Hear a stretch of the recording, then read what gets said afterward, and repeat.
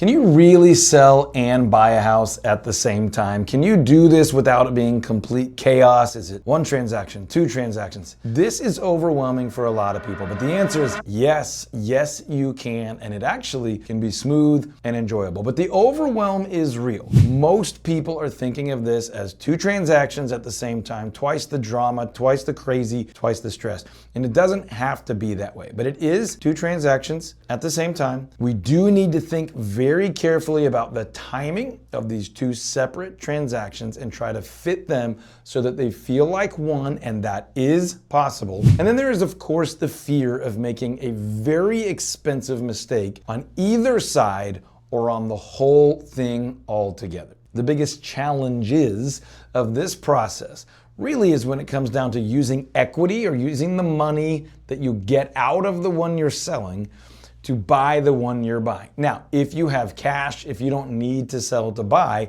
then some of this goes away. But it almost never goes all the way away, because even if you don't need the money out of the one you're selling to get into the one you're buying, there's still a bunch of money tied up in that property. And most people, if not everyone, will feel better once that money is retained, once we've got the equity out of the first house. So that's a big piece that we just have to acknowledge, and we have to deal with it. Timelines are the other big concern here. We need to figure out, are we gonna be able to move out after we've acquired the new property, or are we gonna have to move out, move in someplace else, move out of there, move into the new house? Are we factoring in some of the timelines of potential repairs, inspections, amendments, any hiccups, any delays, and all of it? So when we have two transactions, that timeline is a big deal, but it's also absolutely manageable. The third are the logistics of moving. Yes, the timeline of in and out, but also literally the physical space and the physical stuff that needs to get moved. The beds, the couches, potentially appliances, of course, clothing, decorations, lamps, carpets, rugs, all those things. That stuff has to be accounted for as well. So can it go from old house to new house directly? Does it need to go into storage? Does it need to go into a pod? Is it one moving company? Is it two? What's the cost? What's the effort? What's the energy expended to get that done? So those are some of the major concerns, but they are, once again, all figure-outable. Okay, there are a handful of strategies, some of them well-known, some of them not so well-known, and some of them well-known but poorly used. These are the strategies that can make this happen smoothly and somewhat simply, and in a successful and enjoyable way. So number one is contingencies.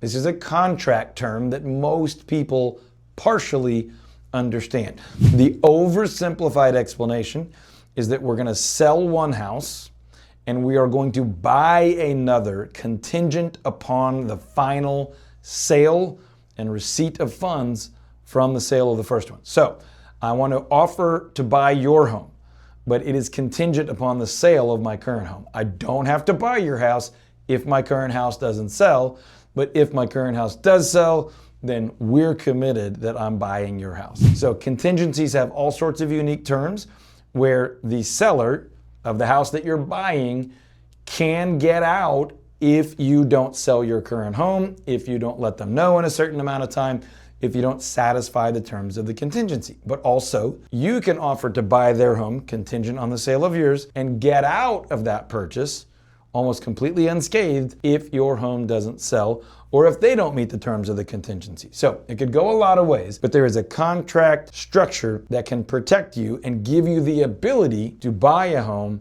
before your current home sells, or at least get into agreement and secure that home before your current home sells. There are also leasebacks. When you talk to your agent from our team, you get into the specifics of the types of leasebacks we like and the types we don't like. But one of the great ways for us to get this done is for us to say, okay, you've sold the home that you currently own, but you are leasing it back. You're no longer the owner. You have your money in the bank. You're now just renting. You're a tenant of the house you used to own, but you haven't had to leave yet. And the house you've bought or that you're in the process of buying will be ready before you have to move out of this house. So I can move into and acquire this house before I have to leave this house. That might account for time for repairs, painting, cleaning, changing the locks, or it may just be a security blanket that I'm gonna fully own this house and I'm still gonna have 2 days or a week or 2 weeks or maybe even a month to stay here. Just depends on what the situation is. But we have the ability, and that's one of our tools and our strategies, is the lease back of the home we're already in. There's also the ability to lease this home before you buy it. We don't like that, and your agent can tell you more about why that is later. There's also such thing as a bridge loan or a transitional loan. There are some companies out there that will buy this house for you before you sell this one. We don't recommend them in probably 99% of the situations, but they're out there. A bridge loan is one that basically allows you to pay cash for this house before you get your money out of this house, or to buy this house with a separate short-term loan with decent terms so that you can control the timeline, you control the move, you can control both properties. We don't love that solution, but there are some times where it's great and it works and it's not overly dangerous. So bridge loans are another tool or strategy that can help us in this process. And then really advanced planning is probably our best strategy to sell and buy at the same time. And that looks like slowing down before we speed up, meaning being fully prepared to sell before we fall in love with the house we want to buy, or being fully prepared to sell and buy before we let someone fall in love with ours and make us an offer we can't refuse. It's not just the selling and buying part, it's financing, inspections, appraisals, it's your schedule, your travel schedule, your work schedule, your move, your financial management, your family and people, accounting for all those people that are going to be part of the process. So it's planning ahead so that we can do both of these things without creating any financial loss, emotional drama, or just massive inconvenience. So all of this can be done at the same time if we plan well and we have great leadership, your agent, our team, to walk you through which strategies apply to you and when and how. Okay, here's why preparation and planning ahead really does matter so much. And this doesn't mean you have to be a year ahead of it and you have to spend days and days in planning mode. But 1 or 2, maybe 3 good, solid conversations with your agent who is full-time, fully committed, and able to lead and guide and advocate for you, not just open doors and fill out paperwork. This is where leadership and planning really, really helps. Number 1 is the pre-approval process. Mostly we mean that you are pre-approved for financing or you're fully prepared with your cash to purchase the home that you are buying.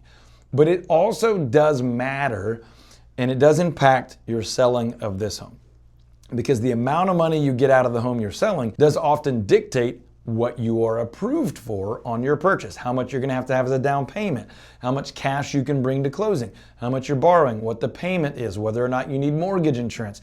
So we can plan ahead as best we can, and then we can have some plans, plural, for certain outcomes. If we sold for this, then we're going to finance this. If we only sold for this, we can finance a little bit more. If we sell for that, then we can finance less, or we can pay more cash, have lower payments. So there's sort of a back and forth game where one affects the other, but the more we plan ahead, the more we have our head in the game of if this, then that, A, B, C, and D contingencies, the better off we are. So pre-approval is a big deal, but it's almost like multiple pre-approvals based on different scenarios. The other one is push button ready listing. What we mean by that is we are not yet putting the current house on the market, but it's totally ready for us to basically just say, okay, go. Basically just hit the button and go. So obviously working with us, we do all, if not the vast majority of that work, and you're the one saying go or pushing the button. But if we get all of that laid out ahead of time, we figure out pricing, we figure out our marketing strategy, our 7-step proprietary marketing program applied to you and your home. We think about staging, photography, our points of scarcity, how to create urgency and competition, what's our negotiation approach, and how is the entire team ready, not just the price, not just the photos, the entire team ready when we say go or when we push the button. That allows you to get the right home over here, to be patient, to not have to make impulsive decisions that could cost you financially or cost you time-wise. So we want to be fully pre-approved. We also want to have the home push button ready, not just like clean and ready, but marketing ready, team ready, people ready, timelines ready, so that we can get the new house right and then get that house on the market right away. It's a timing thing. And then finally, we want to be searching homes over here before we've listed. All these are tied together. We don't want to fall in love with the house before we can have it. But we do want to know which area, which price point, what sizes, what do we like, what are our non-negotiables, what are our automatic disqualifiers, and potentially when all that's laid out, we can start risking falling in love. Meaning we can go look at some properties knowing it might not be a house that would accept a contingency, it might not be a house that fits our timeline, but if we really love it, we're push button ready, we're fully pre-approved, we know what strategies are at play with contingencies and things like that. So we're risking the least heartache, increasing our top end, our upside, our maximum output, our best case scenario. We're increasing that as much as we possibly can. So here's what success looks like. Here's what buying and selling at the same time and doing it smoothly and enjoyably and successfully really looks like. It looks like one move. It looks like we leave the old house and we move straight into the new house. We're not in an extended stay place. Our stuff's not going to storage or pods. We're not staying with family. We're not trying to time this up with a vacation. We can very smoothly, with margin on both sides, move out of our current home and into our future home, all on the same day, all at the same time. It also looks like minimal overlap. So we do want some overlap. We want to have this house for a few days or maybe a week, longer than we need it, just in case something happens. As we're detaching our refrigerator, if something happens to the water line, we don't want the new owner moving in an hour later and freaking out. If we realize upon move out, oh no, this should never happen, but if it did, this doesn't work at the new house, this appliance doesn't fit, or oh shoot, that didn't get painted in time, we want some overlap to account for that. But we don't want excessive overlap that creates, we own two homes, we're liable for two homes, we're paying for two homes, we're protecting and securing two. We don't want that too long. We want it just the right amount margin. We also don't want the opposite, which is not enough overlap, where we end up having to move twice. We end up with a bunch of anxiety, having to make impulsive decisions that cost us financially, emotionally, relationally, and turn what could be a truly beautiful thing, moving out of a home that served you or your family well, into a home that's more exciting and more aspirational, and all of that being smooth. So we don't want to risk that with bad strategy, with bad preparation, with bad timing, or simply just not having our eye on the ball, not paying enough attention. So yes, you can do two things at once. You can have two transactions at once.